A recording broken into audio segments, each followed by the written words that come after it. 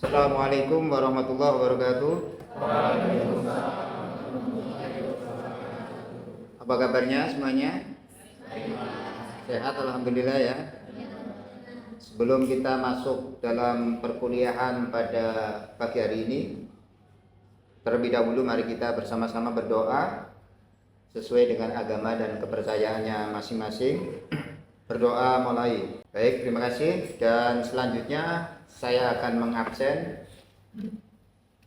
satu persatu kehadiran daripada saudara-saudara sekalian. Sebelum kita masuk dalam perkuliahan pada hari ini, maka terlebih dahulu mereview ulang sedikit dari paparan mata kuliah yang minggu yang lalu sudah kita diskusikan. Minggu yang lalu berkaitan dengan apa? Kejahatan dan pelanggaran. Pada kesempatan perkuliahan hari ini adalah berkaitan dengan materi yang sangat substantif berkenaan dengan mata kuliah hukum acara pidana. Di dalam pembahasan mata kuliah hari ini adalah berkaitan dengan para pihak yang terlibat di dalam perkara pidana, kemudian hak-hak serta penangkapan dan penahanan. Ini menjadi bagian penting di dalam perkuliahan yang akan kita bahas. Berkaitan dengan para pihak yang terlibat di dalam perkuliahan hari ini yang berkaitan dengan hak-hak itu tadi atau di dalam perkara pidana. Yang pertama tentunya terlebih dahulu kita akan membahas tentang pencapaian pembelajaran. Ada beberapa hal poin penting yang saudara-saudari pahami. Yang pertama adalah mahasiswa harus bisa menganalisis tentang siapa yang terlibat di dalam proses acara pidana di pengadilan. Yang kedua adalah mampu menganalisis tentang perbedaan tersangka dan terdakwa. Kemudian mampu menganalisis tentang hak-hak daripada tersangka dan terdakwa. Kemudian mampu menganalisis tentang perbedaan penyelidikan dan penyidikan. Dan yang terakhir adalah mampu menganalisis penangkapan dan penahanan terhadap tersangka pelaku tindak pidana. Ini adalah capaian pembelajaran pada pertemuan yang dibahas dalam pertemuan hari ini. Nah, selanjutnya kalau kita bicara mengenai soal para pihak tadi, di sini tentu ada hakim. Ada hakim, ada jaksa, ada polisi, ada advokat, terdakwa, kemudian juga saksi. Ini di dalam proses di dalam menyelesaikan perkara pidana, proses penanganannya di persidangan. Ketika kemudian kita bicara mengenai soal hak-hak daripada tersangka ataupun terdakwa, ada beberapa hal poin penting di sini. Terlebih dahulu kita membicarakan tentang mengenai soal tersangka. Tersangka itu adalah seseorang yang karena perbuatannya atau keadaannya berdasarkan bukti permulaan patut diduga sebagai pelaku tindak pidana. Ini sebagaimana dijelaskan di dalam pasal 1 angka 14 KUHP gitu ya. Kemudian terdakwa adalah seseorang tersangka yang dituntut, diperiksa dan diadili di sidang pengadilan sebagaimana dimaksud di dalam pasal 1 angka 15 Kitab Undang-Undang Hukum Acara Pidana. Selanjutnya adalah terpidana. Terpidana ini siapa? Terpidana adalah seseorang yang dipidana berdasarkan putusan pengadilan yang telah memperoleh keputusan hukum tetap. Dasar hukumnya adalah pasal 1 angka 32 Kitab Undang-Undang Hukum Acara Pidana. Oke, next. Selanjutnya ada hak-hak yang memang kemudian harus dipenuhi di situ, ya kan? Hak-hak daripada tersangka atau terdakwa. Berbicara mengenai soal hak, mengenai hak daripada tersangka ataupun terdakwa itu diatur di dalam pasal mulai dari pasal 50 sampai pasal berapa?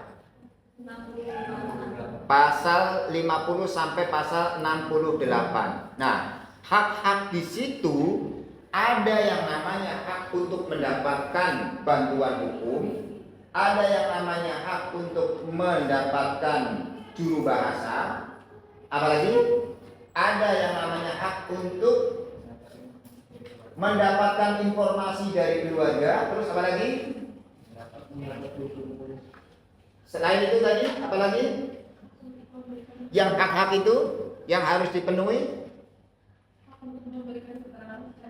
Hak mendapatkan keterangan secara bebas atau memberikan keterangan secara bebas. Tidak boleh kemudian diintimidasi atau kemudian lebih-lebih dipaksa dengan secara kekerasan oleh penegak hukum. Itu tidak boleh. Ini berbicara mengenai soal hak.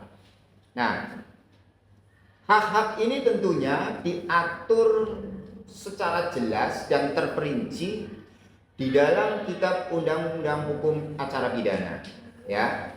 Sebagaimana yang tadi sudah dijelaskan dengan mengacu kepada ketentuan pasal dari mulai pasal 50 sampai dengan pasal 68 kitab Undang-Undang Hukum Acara Pidana. Nah, kemudian tidak kalah pentingnya lagi berbicara mengenai soal hak untuk selain daripada yang tadi diberitahukan kepada keluarganya, juga hak untuk mendapatkan kunjungan dari keluarganya. Ya, ditengokin, ya kan? Karena bisa saja di penjara juga kondisinya apakah sehat atau tidak sehat, kan begitu. Oke? Kemudian, nah, kita bicara tadi soal penyidik dan penyelidikan. Penyelidik dan penyidik ini menurut pasal 1 angka 4 Kitab Undang-Undang Hukum Acara Pidana, penyelidik adalah pejabat kepolisian negara Republik Indonesia yang diberi wewenang oleh undang-undang untuk melakukan penyelidikan menurut pasal 1 angka 1 Kitab Undang-Undang Hukum Acara Pidana. Oke. Kemudian penyidik adalah pejabat polisi negara Republik Indonesia atau pejabat pegawai negeri sipil tertentu yang diberi wewenang khusus oleh undang-undang untuk melakukan penyidikan. Jadi nanti saudara-saudara ya harus bisa membedakan antara penyelidik dengan penyidik. Lalu kemudian juga harus bisa membedakan antara penyelidikan dengan penyidikan. Kira-kira begitu. Itu poin penting yang kemudian harus dipahami di dalam pembahasan mata kuliah ini. Soal perbedaan antara penyelidikan dengan penyidikan, gitu ya. Selanjutnya, nah ini kan tadi bicara juga mengenai soal bantuan hukum dan atau penasehat hukum. Ini juga menjadi hak daripada tersangka ataupun terdakwa yang memang harus mendapatkan haknya, di mana negara itu punya kewajiban dalam konteks ini ya, punya kewajiban untuk memfasilitasi menyediakan penasehat hukum. Akan tetapi di situ ada ketentuan secara khusus di mana negara ya memberikan fasilitas itu apabila di dalam ketentuan KUHP itu apabila yang ancaman hukumannya itu di atas berapa tahun? Ada yang ingat? 5 tahun, atau yang ancaman hukumannya adalah berapa tahun? Yang keras ngomongnya, yang keras. Ada berapa tahun? 20 tahun. 20 tahun ya kan, karena itu ancamannya akan berat sehingga kemudian negara memberikan fasilitas itu, menyediakan itu, karena ini butuh penjelasan hukum ya kan, dengan ancaman berat itu kan. Jangan sampai kemudian hak-hak daripada tersangka itu terabaikan atau tidak terpenuhi. Kira-kira begitu. Nah, ini nanti saudara bisa memahami tentang keterkaitan soal di mana hak-hak daripada tersangka adalah salah satunya adalah menerima bantuan hukum atau penasihat hukum. Selanjutnya, nah ini secara ringkas ya, yang tadi tergambar ya di atas berkaitan dengan soal penyelidik dan penyidik, lalu kemudian penyelidikan dan penyidikan. di mana mekanisme penyidikan, ya, ini adalah tugas daripada penyelidik, yang mana tugas penyelidik adalah melakukan penyelidikan. Karena penyelidik memiliki kewajiban adalah menerima laporan atau menerima pengaduan, kemudian mencari keterangan dan bukti, kemudian memeriksa seseorang yang dicurigai, kemudian mengadakan tindakan lain. Ini adalah kewajiban daripada penyelidik di dalam melakukan penegakan hukumnya, ya. Oke. Nah, dengan demikian maka yang di sebelah kanannya ini adalah juga menjadi bagian penting tugas daripada penyelidik, karena kewajiban daripada penyelidik adalah dia punya kewenangan untuk melakukan penangkapan, melakukan penggeledahan, melakukan penyitaan, termasuk adalah memeriksa dan menyita surat, kemudian mengambil sidik jari dan memotret orang, kemudian menghadapkan seseorang kepada penyidik. Ya, ini poin-poin penting yang kemudian saudara-saudari harus kemudian memahami tentang bagaimana mekanisme kinerja daripada penegak hukum, dalam hal ini adalah penyelidik dalam melakukan penyelidikan atau penyidikan. Oke, kita akan bicara mengenai soal penangkapan, ya kan? Bicara mengenai soal penangkapan dan penahanan. Oke, penangkapan dan penahanan.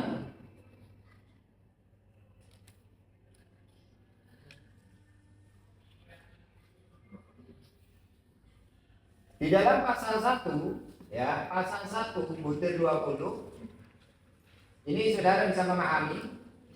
Pasal 1 butir 20, penangkapan adalah merupakan tindakan penyidik berupa pengekangan kebebasan sementara waktu, ya, tersangka ataupun terdakwa apabila terdapat cukup bukti guna kepentingan penyidikan atau penuntutan dan atau peradilan dalam hal serta menurut cara yang diatur di dalam undang-undang. Ya. Selanjutnya, ketika kita bicara mengenai soal penangkapan dan penahanan itu tadi, ya kan? Ini sudah saya gambarkan bagaimana kemudian mekanisme-mekanisme ini harus dilalui, harus dijalankan dengan baik dan benar oleh penegak hukum.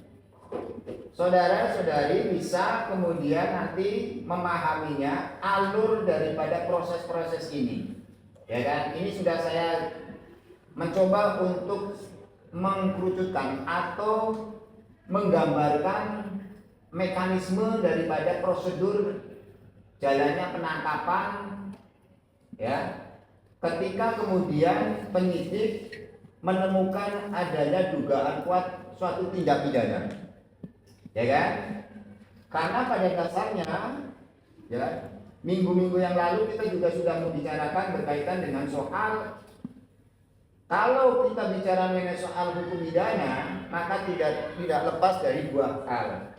Yang pertama adalah berkaitan dengan soal kejahatan, lalu kemudian yang kedua berkaitan dengan soal pelanggaran, kan gitu. Nah, berbicara mengenai soal kejahatan dan pelanggaran ini tidak perlu lagi kemudian kita diskusikan, karena minggu yang lalu kita sudah membahas soal itu.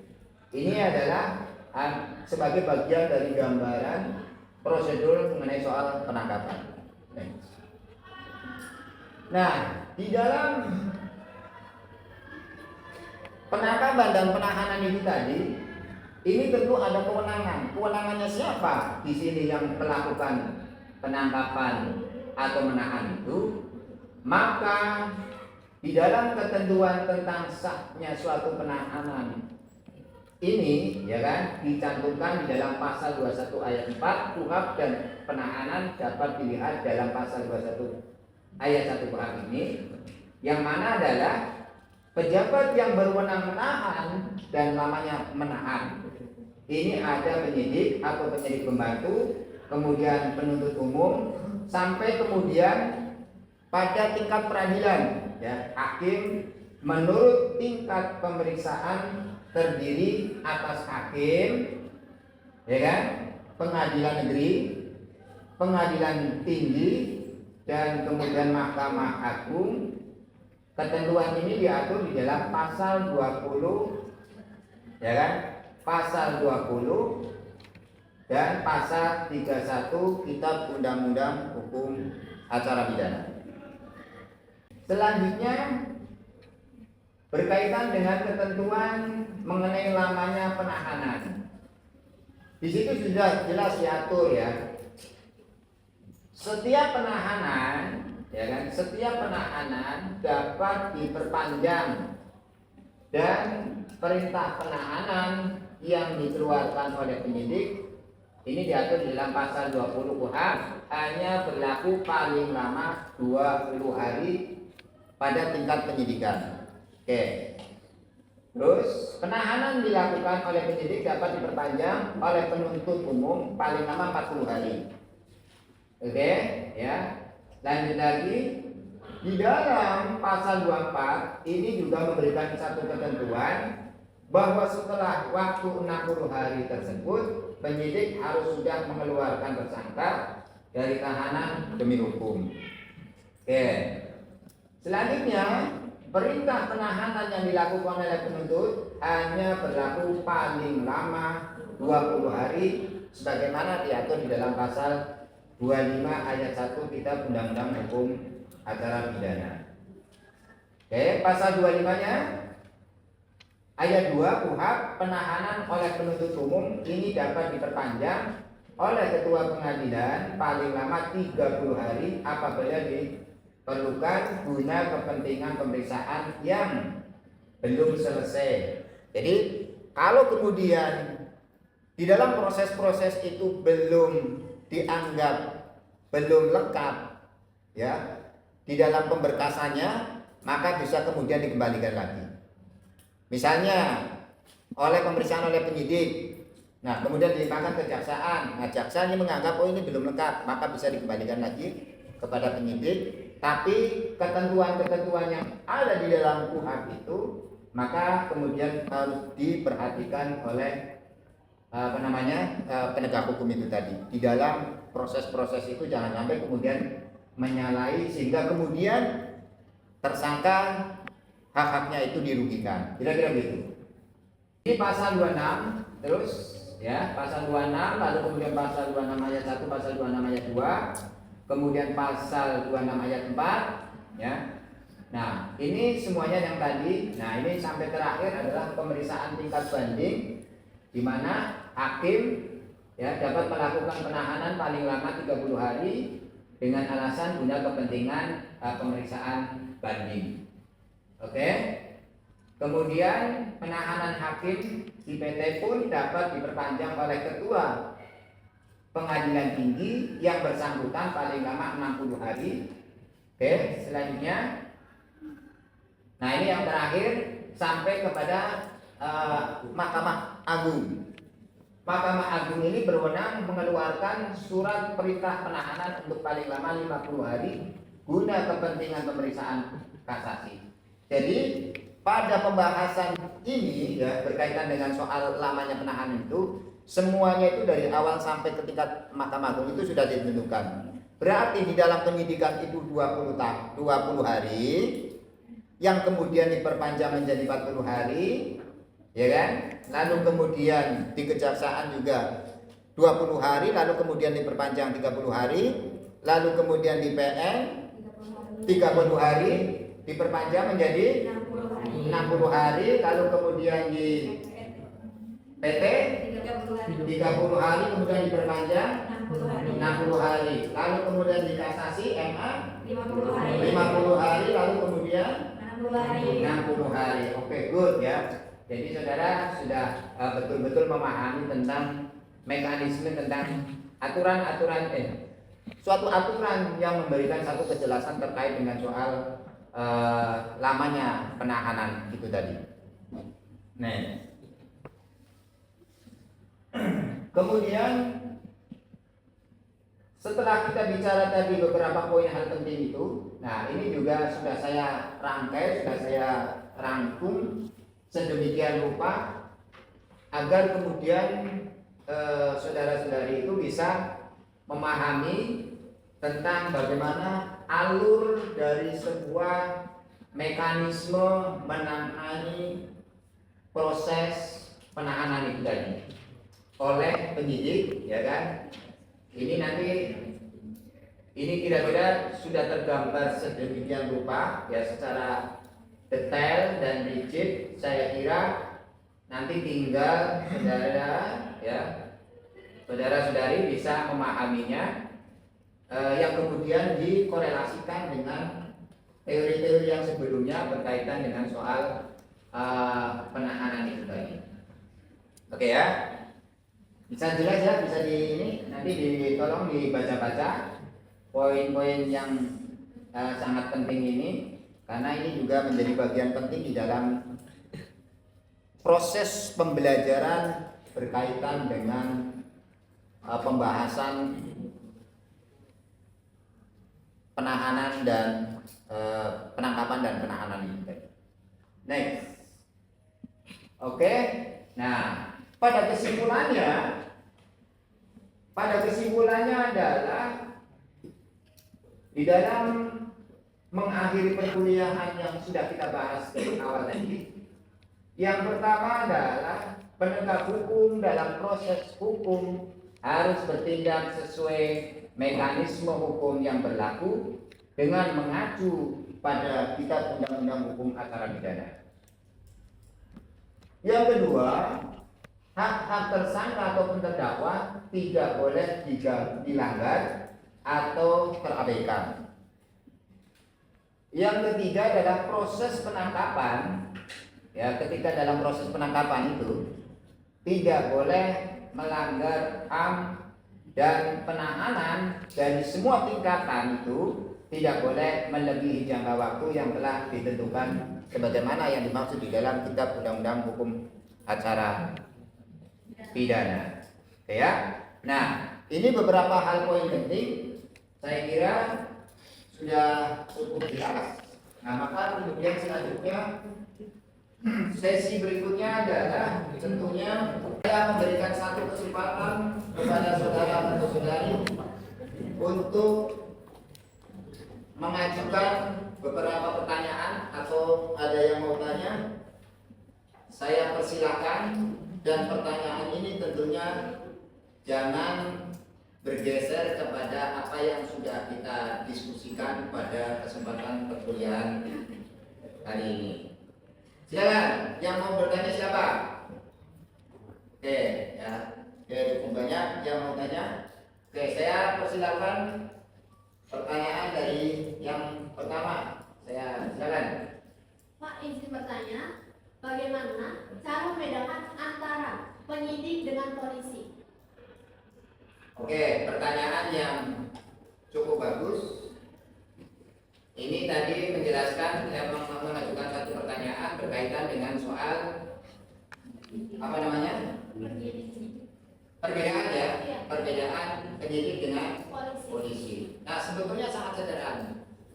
Kalau yang namanya penyidik tadi sebagaimana yang sudah saya jelaskan adalah suatu rangkaian tindakan yang dilakukan oleh pejabat kepolisian, dan dia memang punya kewenangan di dalam hal itu untuk melakukan penyidikan ya, untuk melakukan penyidikan.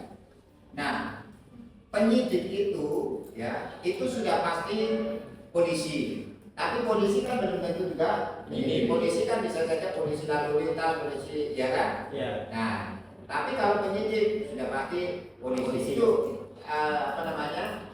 Jawaban sederhananya kira-kira demikian. Dan dia punya kewenangan secara khusus sebagaimana yang tadi dijelaskan di dalam Kitab Undang-Undang Hukum Acara Pidana. Itu pertanyaan yang pertama. Pada periode ini pertanyaannya, kenapa tersangka yang sudah diduga melakukan kesalahan pidana akan tetapi masih mempunyai hak? Baik. Atau ada yang mau membantu menjawab? Oke, tadi pertanyaannya adalah kenapa seorang tersangka atau terdakwa yang memang sudah disangkakan atau sudah menjadi terdakwa, tapi di situ kok masih punya hak? Sebagaimana yang tadi sudah saya jelaskan di situ ya, bahwa meskipun dia dianggap ya sudah dinyatakan sebagai tersangka atau sebagai terdakwa, secara hukum dia memang punya hak di situ. Haknya dia itu apa? Ya, karena sebelum ada kekuatan hukum tetap, ya, sebelum ada putusan pengadilan yang memiliki kekuatan hukum tetap, maka dia dianggap sebagai orang yang tidak bersalah. Ini namanya asas praduga tidak bersalah. Oke. Nah, untuk menjawab pertanyaan yang tadi, ya kan? Karena itu memang undang-undangnya memberikan satu kejelasan seperti itu. Dia kan sebagai manusia yang memang kemudian harus dimanusiakan. Meskipun dia sudah secara hukum misalnya diduga ada dugaan telah melakukan satu tindak pidana dan dia dinyatakan sebagai orang yang bersalah ataupun dinyatakan sebagai orang yang tadi sudah didakwa.